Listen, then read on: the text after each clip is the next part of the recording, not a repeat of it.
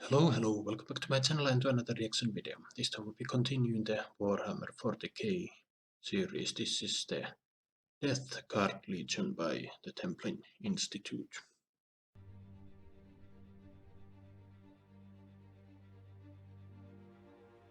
At the height of the Imperium, when the dominion of mankind had spread across the entire galaxy and a final victory was near, the Emperor was betrayed. Horus, his most capable and favored son, had secretly fallen to the ruinous powers of chaos and conspired with his brothers to destroy all that they had fought so hard to achieve. This great betrayal split the Imperium in two. When Horus marched on the gates of Terra itself, he was joined by half his brother Primarchs and the legions under their command. Among these was Mortarion and his Death Guard. Perhaps more than any other legion, their fall to chaos would leave them twisted and deformed, evidence of the favor of their new master, the Lord of Decay, Nurgle. Yet in the golden era before their fall from grace, the Death Guard, like the other Space Marine legions, were originally engineered from the gene seed of their Primarch Mortarion. But with the Primarchs scattered across the galaxy by the powers of chaos, the Legion was left without its father. At the dawn of the Imperium, for over 8 decades, they fought against alien tyrants and dark cults as part of the Emperor's Great Crusade. The Legion made use of an ancient tactic, unleashing relentless attacks shortly before nightfall. For this, the Emperor named them Dusk Raiders, and their mastery of heavy infantry earned them a fierce reputation as stubborn, enduring warriors. Cast out by chaos, Mortarion had landed on the toxic world of Barbarous. The planet was eternally covered in a poisonous fog, with the local human population forced to live in shallow valleys where the atmosphere was most hospitable.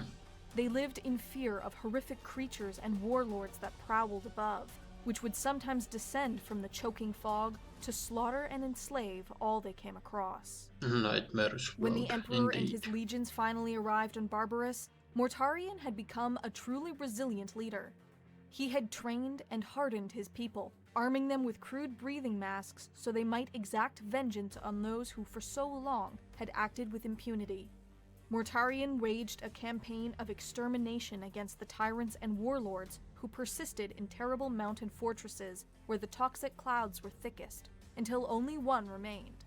But at the highest peak, the toxins were too much for Mortarion, and when the last tyrant of Barbarous was slain instead by the Emperor, the Primarch swore him his loyalty. Mortarion was given command of the Dusk Raiders, and the veterans of his long campaign across Barbarous formed the new core of their ranks.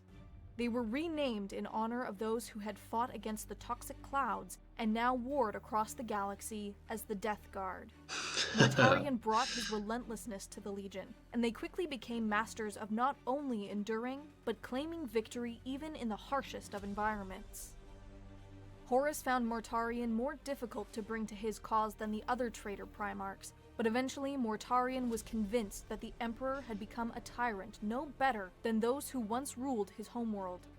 In the opening battle of what would become the Horus Heresy, the Death Guard slaughtered their fellow Space Marines, including a third of their own legion who remained loyal to the Imperium.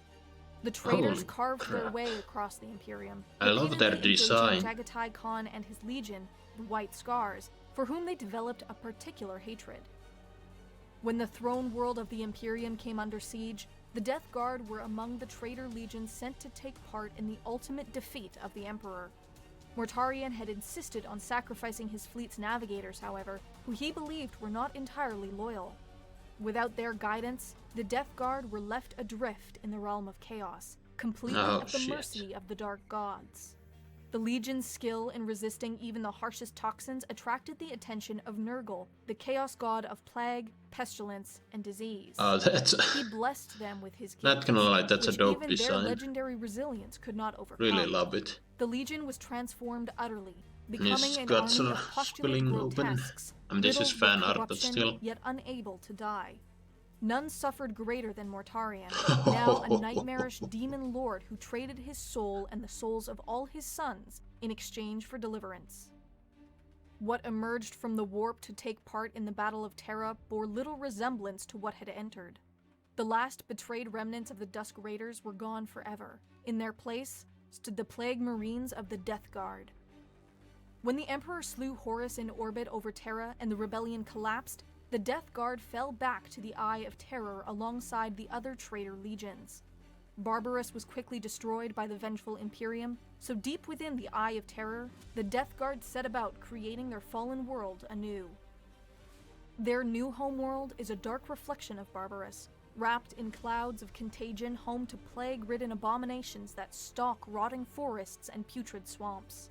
At the dawn of the Legion, Mortarion and the Death Guard fought against the tyrants and warlords who preyed upon the weak. Now, they revel in the bitter irony that they have become the very thing they sought to destroy. They rule their new world from fortresses built atop the highest mountains, cloaked in toxic fog that they alone possess the will to endure. In the millennia since the Horus Heresy, the Death Guard have emerged across the galaxy to spread new plagues and epidemics of violence and decay before withdrawing once again into the warp. Ever the traditionalist, Mortarion's forces have remained relatively cohesive. The Legion consists of 7 plague companies, each specializing in different aspects of warfare. Holy shit. The first of these is ruled by Typhus the Traveler, a herald of Nurgle whose own visions for the future have made him a rival of Mortarion himself. Yet from the lowest, wheezing cultist to plague-infested demonic engines, the Death Guard spread ruin and decay so that their own terrible fate might seem less shameful by comparison. Their belief that mankind should be free of oppression and hardship endured, with inner strength and stern resolution twisted into contempt for the weak and timid.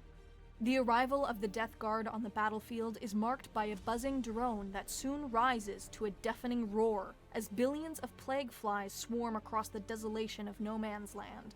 From clouds of toxic fog, they emerge, eyes glowing with sickly light and blades dripping with noxious poisons.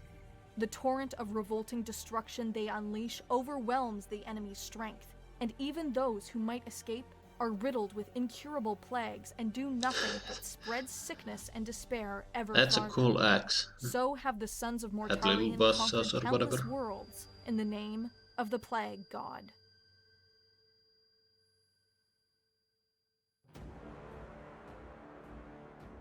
There you have it, folks. The Death Guard Legion, and yeah, this has some of the more awesome designs in all of Warhammer 40k so far. And Nurgle, yeah, if I remember correctly, John Constantine was hunting a demon named Nurgle in his stories. Isn't any way related to this, but still, that's where I recognize that name. I'm sure it has some biblical origin, but still. But yeah, Death Guard Legion there. Once loyal to the Emperor, then in Barbaros, they fought against these weird monsters of decay, and after the Horus Heresy, they were left adrift in the Chaos Realm, where Nurgle had a scene of Nurgle, yeah. Disgusting, ugly blob with snake tongues and whatever, a really cool design. But anyway, so after that he transformed them into these nightmarish creatures who spread plague and decay and whatnot wherever they go, and the Primarch himself might be my favorite design in the so far. Really a nightmarish demon lord. You have this axe, and I didn't even notice the wings at first, but yeah, really awesome design indeed. And yeah, they took part in the Siege of Terra, but after Horus was defeated, they were sent back into the void, and while Barbaros was destroyed, they rebuilt it, and now they have a new home world. They are what they once destroyed, and I love the design of the castle. Again, I know these are most of these are probably fan art, so I don't know how accurate they are to the lore, but still. Or I could be completely wrong. But yeah. And now they are enemies of the Imperium, just like all the others. And here we have your Ultramarines, your Blue Smurfs fighting against. I really love this. I really love this series, and I'm glad I've uh, gotten to know a bit more. It's been really fascinating. But what do you guys think? Write your thoughts down below. Hope you enjoyed my reaction. Drop a comment, drop a like, subscribe if you want, and I will see you in another video.